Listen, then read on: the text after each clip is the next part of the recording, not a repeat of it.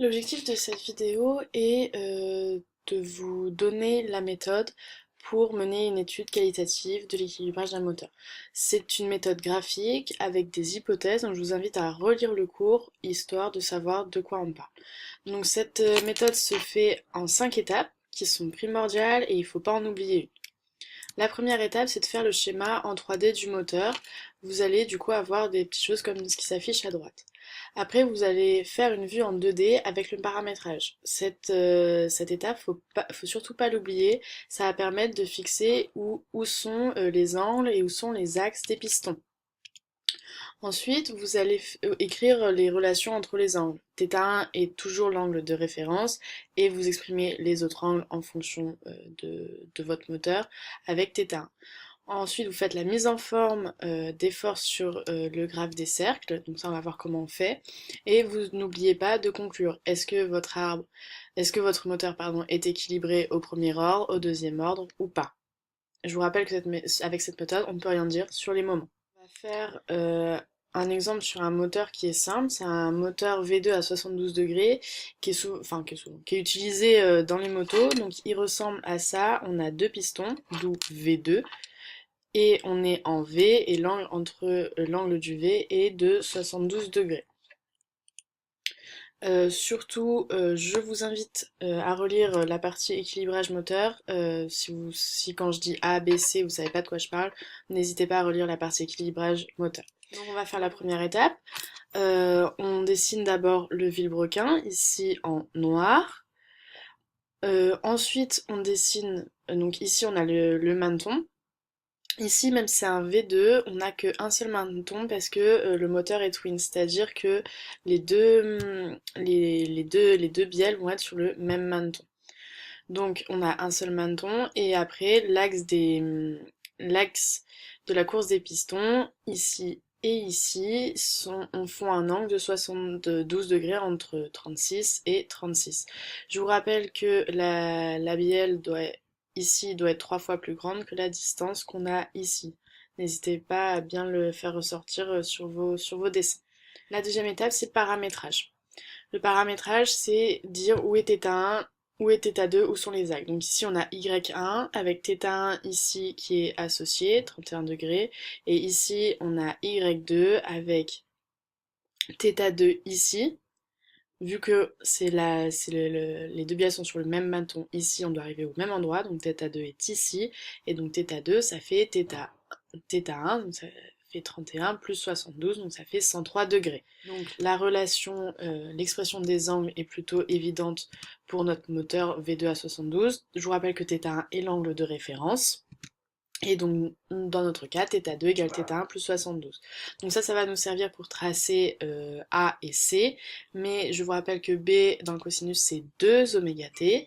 Donc, on va tout de suite définir l'expression de 2θ2. Donc 2θ2, il suffit de multiplier par 2, et vous oubliez surtout pas de multiplier la constante ici. Donc 2θ2, ça fera 2θ1 plus 144 degrés. Donc pour l'étape 4, il faut faire le graphe des cercles. Donc on va passer sous GeoGebra pour que je vous montre toutes les étapes qu'il y a à faire. Bien, nous revoici pour l'avant-dernière étape, l'étape 4. Je vous ai remis ici les valeurs, les expressions qu'on avait trouvées précédemment. Donc dans cette étape, on va tracer les vecteurs A, B et C.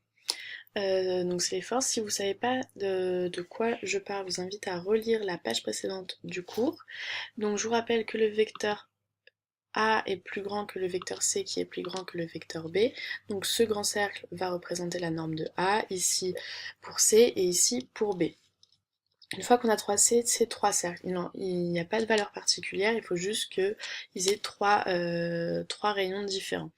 On trace les axes des pistons Y1 et Y2.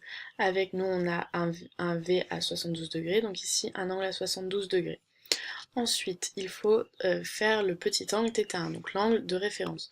Je vous invite à prendre un petit angle ici, c'est plus facile pour représenter. Attention, toujours prendre les θi à l'origine des yi, c'est-à-dire que la θ1 ici, l'origine c'est y1. Quand on va parler de θ2, on va mettre à l'origine y2. C'est vraiment très important. Donc, ici, on a notre vecteur, du coup, on peut le tracer A1. puisque A1 on a cosinus oméga t, donc θ1.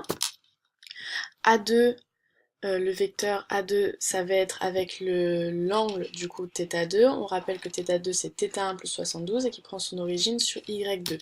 Donc θ2, fin de compte, on va se retrouver avec A1 et A2, les deux vecteurs superposés, parce que là on a 72 plus θ1. Ensuite, pour calculer, pour représenter les C, ça va être exactement sur la même droite θ1 et θ2, parce que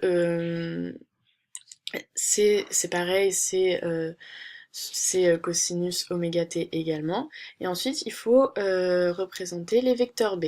Les vecteurs B, c'est cosinus 2 oméga t, donc il faut faire 2 fois l'angle. Donc pour θ1, on fait 2 fois θ1, on se retrouve ici. Donc on peut tracer le premier vecteur B1.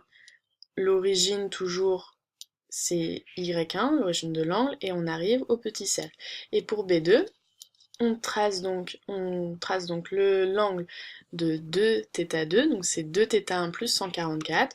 On se retrouve ici et on peut tracer l'angle B2. Et donc on voit que peu importe l'angle qu'on a choisi au début, on peut bouger et on n'aura jamais annulation des forces. C'est-à-dire que si on somme les forces A, on va se retrouver par ici, si on somme les forces C, on va se retrouver par là, et si on somme les forces B, on va se retrouver par là.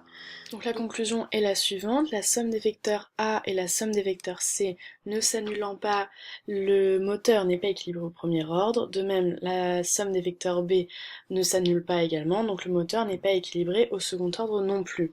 Je vous rappelle que cette méthode ne nous permet pas de conclure sur l'équilibre des moments, et donc on en déduit que ce moteur-ci n'est pas du tout équilibré. Je vous laisse faire les applications donc pour vous entraîner un peu et n'hésitez pas à demander les corrections.